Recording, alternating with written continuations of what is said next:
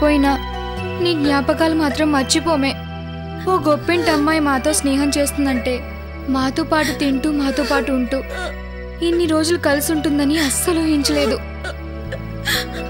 అవును, star hotel అంటే ఎలా ఉంటుందో తెలియని మాకు పార్టీలన్నీ పిక్నిక్లకని తీసుకెళ్ళావు. నా ఫ్రెండ్స్ అని అందరికీ గర్వంగా పరిచయం చేసావు.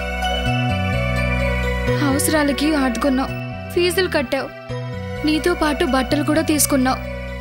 మాలాంటి పేదవాళ్ళతో స్నేహం చేసిన నీది చాలా పెద్ద మనసే. నేనంత గొప్పదాన్ని కాదులేవే. అసలు మీరిద్దరూ నాలాంటి పొగరబోతూ కోపిష్టిని భరించారే, అదే గొప్ప విషయం. పాపం సుబ్బలక్ష్మిని ఎన్నిసార్లు ఏడిపించాను, నీ మీద ఎన్నిసార్లు కోపడ్డాను. అయినా సరే అభిమానంతో నన్ను భరించారు, ప్రేమగా చూసుకున్నారు. నువ్వు నన్ను ఏడిపించినా నీ మీద అస్సలు కోపం రాలేదే.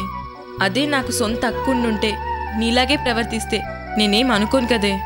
స్నేహంగా కలిసి ఉండేటప్పటికన్నా దాని విలువ దూరం అవుతుంటే ఎంత బాధగా ఉంటుందో నాకు ఇప్పుడే తెలిసింది.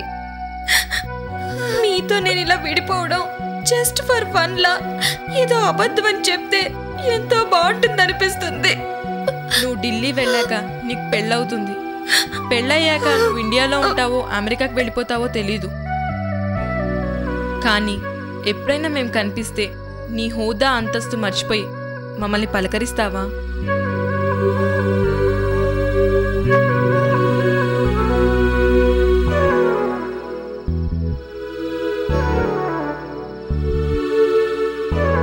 ఫ్రెండ్స్ అని మీ ఆయనకు పరిచయం చేస్తావా?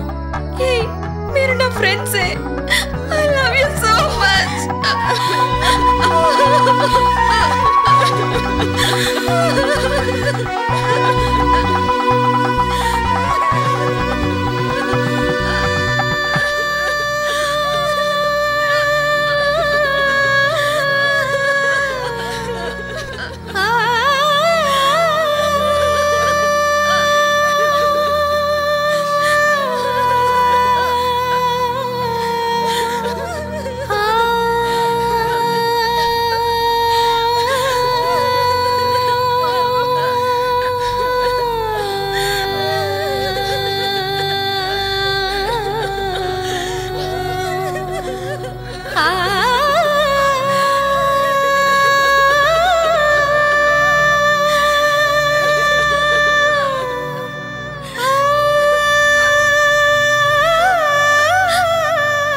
పెళ్ళైనా మనం ఎంత దూరంలో ఉన్నా మన ఫ్రెండ్షిప్ మాత్రం మర్చిపోకూడదు. ఎలాంటి గొడవలు మనస్పర్ధలు లేకుండా చివరి వరకు కలిసి ఉందామని ప్రామిస్ చేయండి. ప్రామిసే. ప్రామిసే.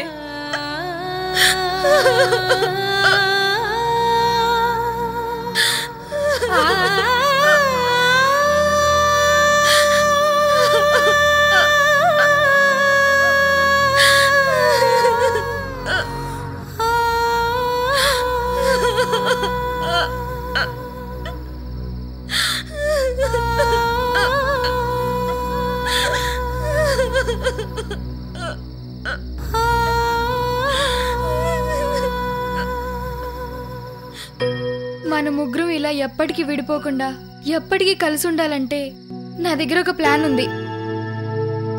ఏంటి అది? మన ముగ్గురు ఒకే వ్యక్తిని పెళ్లి చేసుకుందాం. అంటే ముగ్గురికి ఒకే మొగుడా? వీళ్ళిద్దరికి ఒకే మొగుడు వస్తాడని కొండతూర చెప్పాడు. కొంప తీసి నాకు కూడానా? అంటే వికాస్ గాడే నాకు మొగుడవుతాడా? సుబ్బలక్ష్మి, ఏంటి ఆలోచిస్తున్నావు? ఏం లేదు, ఏం లేదు. టైం అవుతుంది, పడుకుందాం పదండి.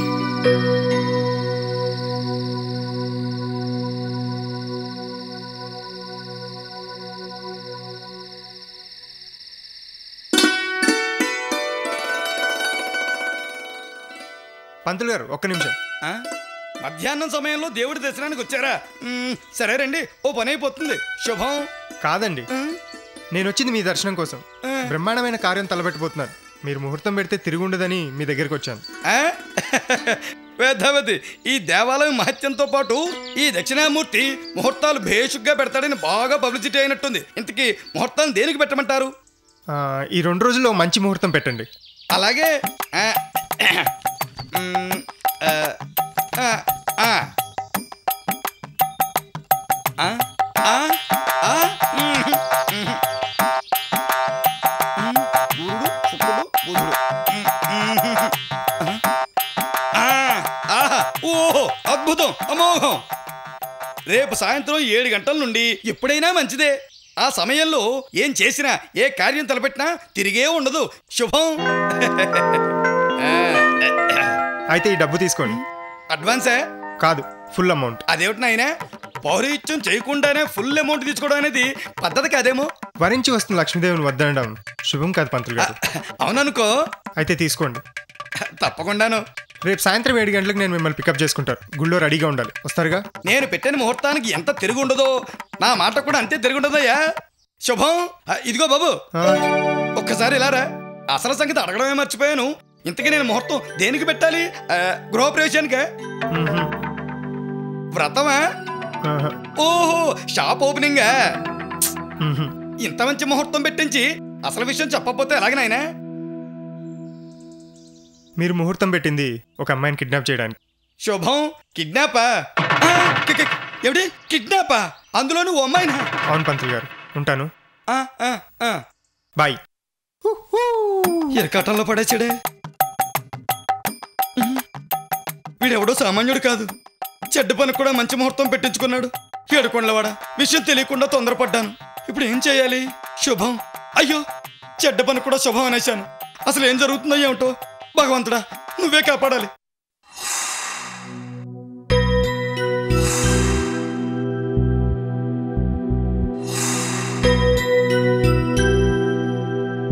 హాయ్ సాగర్. హాయ్ రా. రేణుని కిడ్నాప్ చేయడానికి అన్ని ఏర్పాట్లు చేశాను. ఇప్పుడే పంతులతో మాట్లాడి మంచి ముహూర్తం పెట్టించాను. రేపు రాత్రి 7 గంటల తర్వాత మన ఆపరేషన్ కిడ్నాప్ స్టార్ట్ అవుతుంది. రేపు రాత్రి రేణుకని కిడ్నాప్ చేయాలి.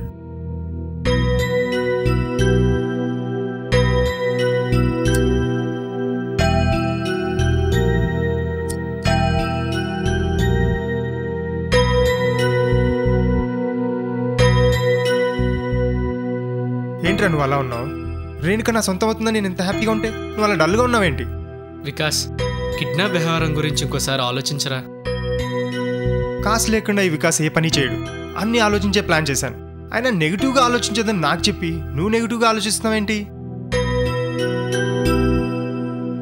మనం చేసేది మంచి పని కాదురా. ఈ కిడ్నాప్తో ఎన్నో కష్టాలు పాలవుతావు. రే సాగర్, నేను రేణుకను కిడ్నాప్ చేయడం నీకు ఇష్టం లేదా? లేదా నీకు పని చేయడం ఇష్టం లేదా? అది కాదురా. డొంక తిరుగులొద్దు, స్ట్రైట్గా చెప్పు. ఇష్టమా లేదా?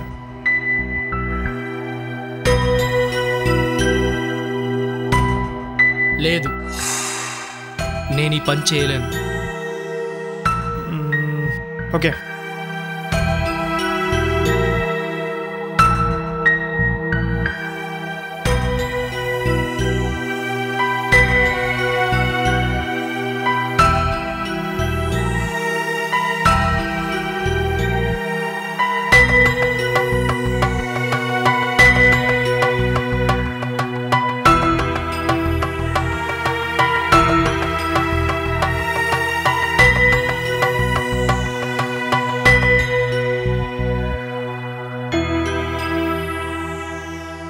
ఫ్రెండ్, సిగరెట్ విషయంలో ఫిల్టర్ ఉండాలని నాకు ఫ్రెండ్ చెప్పేవాడు.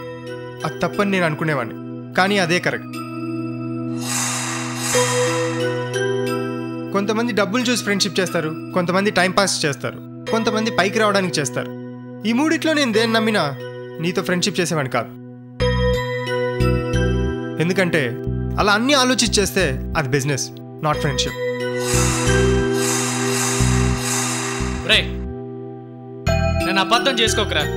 నీ మంచి కోసమేరా కిడ్నాప్ వద్దని చెప్పాను. అది మంచో చెడో నాకు తెలియదు. నిన్ను నాకు ఫ్రెండ్గా హెల్ప్ చేయమంటున్నాను అంతే. ఆ రోజు నువ్వు నాకు ఇలా హెల్ప్ చేస్తావని ఊహించి నీకు ₹1,00,000 ఇచ్చి నీ అవసరాన్ని ఆదుకోలేదు. నిన్ను జస్ట్ ఫ్రెండ్గా ఫీల్ అయ్యాను, హెల్ప్ చేశాను. అంతకంటే ఎక్కువగా ఆలోచించలేదు. నువ్వు అలాగే నాకెందుకు హెల్ప్ చేయకూడదు? నువ్వు ఇంతగా ఆలోచిస్తున్నావంటే నీకేమన్నా అవుతుందని భయంగా ఉంది, స్వార్థం ఉంది. అలా నేను ఎప్పుడు ఆలోచించలేదు. రే, నువ్వు నాకు హెల్ప్ చేసావు, కాదనట్లేదు. కానీ దాన్ని దృష్టిలో పెట్టుకుని కిడ్నాప్కి హెల్ప్ చేయమని చెప్పడం నన్ను ఎక్స్ప్లైట్ చేయడం కాదా?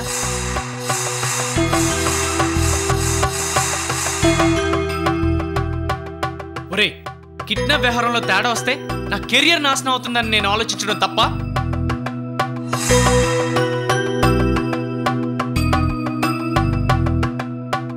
అదెంత పెద్ద రిస్కో నీకు తెలియదురా. హెల్ప్ అంటే ఇద్దరికి హ్యాపీగా హెల్ప్ఫుల్గా ఉండాలిరా, కీడు చేసేటట్లు ఉండకూడదు. అదేరా నా ఉద్దేశం. అసలు ఈ కిడ్నాప్ వల్ల నీకేం ప్రాబ్లం? అమ్మాయిని తెచ్చి అప్పగించడం వరకే నీ పని. ఆ తర్వాత నీకే సంబంధం లేదు, మిగతాదంతా నేను చూసుకుంటాను. రేయ్, ఒక పెళ్లి చేయడానికి 100 అబద్ధాలు అన్నా తప్పులేదంటారు. నా కోసం ఈ ఒక్క పని చేయరా చాలు. ఈ కిడ్నాప్ వల్ల నీకు ఎలాంటి ప్రాబ్లం వచ్చినా నేను చూసుకుంటాను, నన్ను నమ్ము.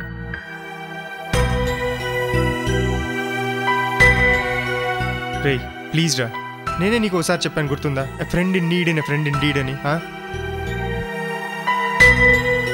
సరేరా, అలాగే. థ్యాంక్స్ రా మామ.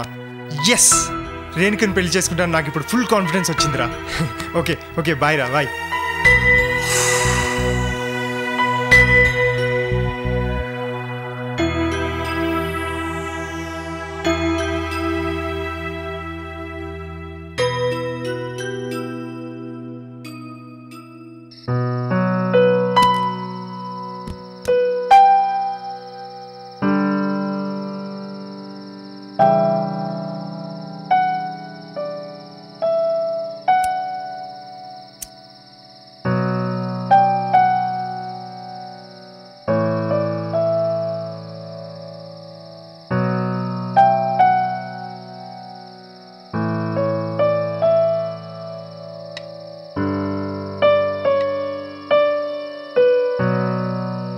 వికాస్,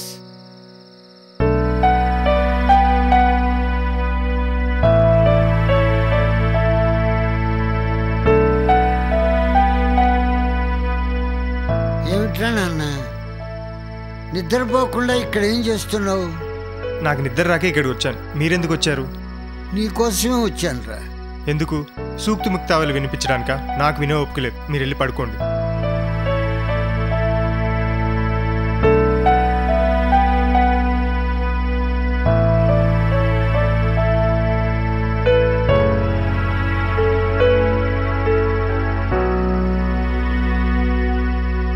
వికాస్, నువ్వు చాలా తెలివైన వాడివి. చిన్నప్పటి నుంచి చదువులో ఎప్పుడూ నువ్వు పరీక్ష తప్పలేదు. కానీ ఇప్పుడు జీవితంలో పరీక్ష తప్పుతున్నావని భయపడి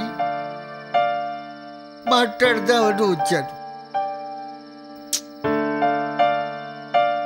రేణుకను కిడ్నాప్ చేసి పెళ్లి చేసుకోవాలనుకోవడం తప్పురా. అది ఎంత పెద్ద తప్పైనా సరే నేను రేణుకని పెళ్లి చేసుకుంటాను. 100 కోట్లకు వారసుని కావాలి, అంతే. నీ మొండి పట్టుదలను వదిలేరా. నీ తెలివితేటల్ని పక్క వాళ్ళని మోసం చేయడానికి ఉపయోగించకురా. ఇదేం మోసం కాదే, డబ్బుతో పాటు రేణుకని ప్రేమిస్తానుగా. అంటే డబ్బు లేకపోతే ప్రేమించవా?